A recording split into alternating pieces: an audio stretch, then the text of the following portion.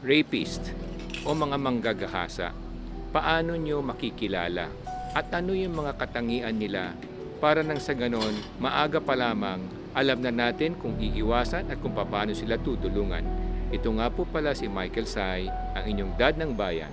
Ilocano Defenders, para sa lahat. Ilocano Defenders, laban sa lahat.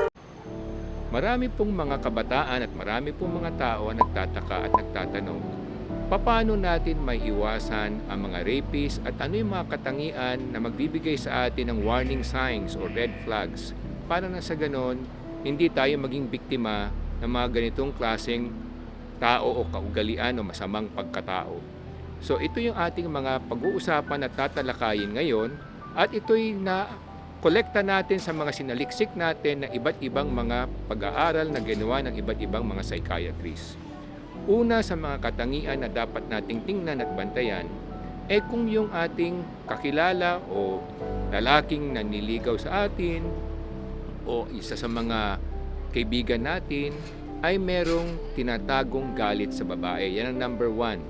Meron siyang tinatagong galit sa babae dahil siya ay either iniwanan ng kanyang asawa, ng kanyang girlfriend, kinaliwa siya, o siya ay naging biktima ng adultery. Kung hindi naman kay adultery, siya sinaktan ng babae at pinagpalit sa iba. So yan ang isang una na titingnan natin. O yung kanyang magulang o yung kanyang ina ay iniwan ng pamilya at nakisama sa ibang lalaki.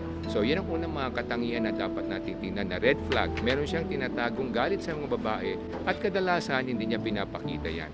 Pangalawa, yung pagkasadista. Ang mga lalaking may pagkasadista, isa rin yan sa mga dapat nating tingnan. Paano natin malalaman at bakit natin makikita yan? Kung siya'y kasama natin nanonood ng mga pelikula at nakikita natin may mga sinasaktan na babae at parang siya'y natutuwa, isa yan sa mga red flag, yung pagiging sadista ng isang pagkatao ng isang lalaki.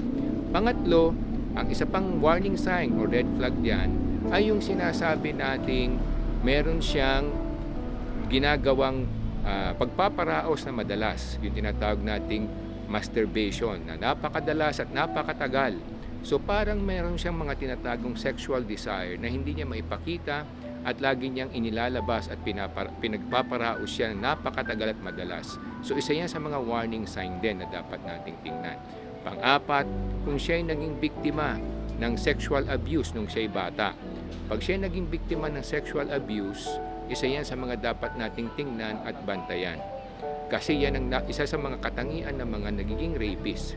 Panglima naman, ang dapat nating tingnan sa mga ganyan mga naging biktima, yung mga taong sinasabi nating mahilig manakit.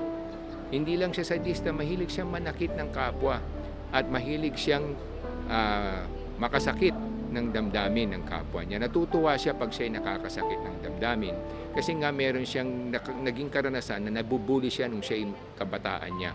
Pang-anim naman, yung sinasabi nating dapat nating red flag din ito na dapat nating tingnan ay kung siya ay nagkaroon na ng mga dating historical problem or experience na peeping tom o medyo chansingero siya.